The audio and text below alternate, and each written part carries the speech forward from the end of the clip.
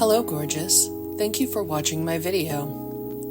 This week I decided to make a cover for my faithful sewing machine. I bought this machine over 20 years ago from Walmart for about $125, and it has served me well despite my lack of regular maintenance and being dropped once or twice. This is by no means a tutorial. There are far better tutorials out there. I'm about as useful for a tutorial as Makara Tours, except she's far more entertaining. I began by measuring the machine. I also added extra for seam allowance. I then had to do the dreaded math. These are the final numbers I came up with and determined I would need a front and back panel, 2 side panels, and a top panel, in addition to a small strip to make a handle. I'm using this upholstery fabric I picked up at Walmart a long time ago for another project. I tried to find it on their website, but it appears it's no longer available.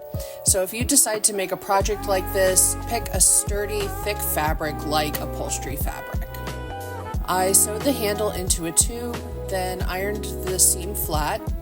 I turned it inside out and ironed it again. Since this fabric has a tendency to fray and I didn't want the ends to be bulky, I used this stitch, which I believe is intended for embroidery. I trimmed the frayed ends, then put the handle in the middle of the top panel. I didn't measure this exactly since no one will really see this cover except me and, you guys. And commence pinning and sewing. A lot of it.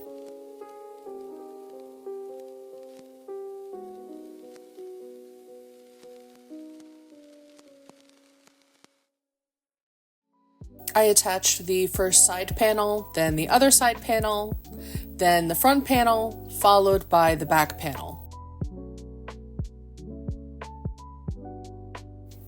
As I was editing this video, I realized that 20 years is a long time.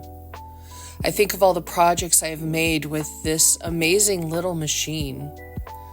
All of the pants I have hemmed, clothes that have been mended, including my partner's dirty work shirts, home projects, making masks during the COVID pandemic, sewing clothes. How many needles have I broken? How many spools of thread have I used? How many bobbins have I wound?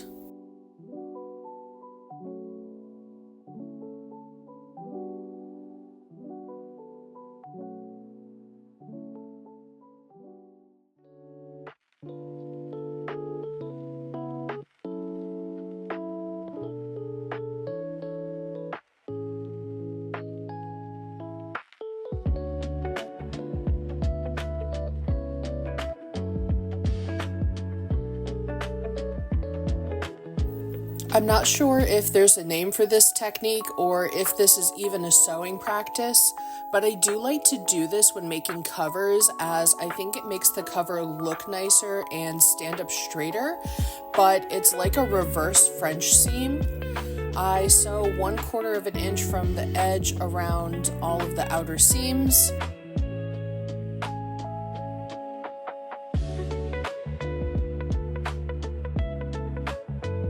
The project is almost done. At this point, all that's left to do is hem the project.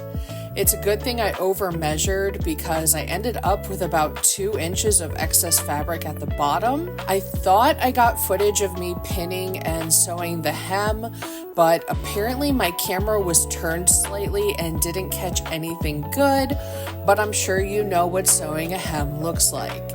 So after I finished hemming it, I trimmed off the excess fabric. And voila! My faithful sewing machine finally has a pretty dress for the ball. Tell me about your sewing machine. How long have you had it? Where did you buy it? What kinds of projects do you use your machine for? As always, thank you so much for watching my video. Please like, comment, share, subscribe, and of course, stay crafty.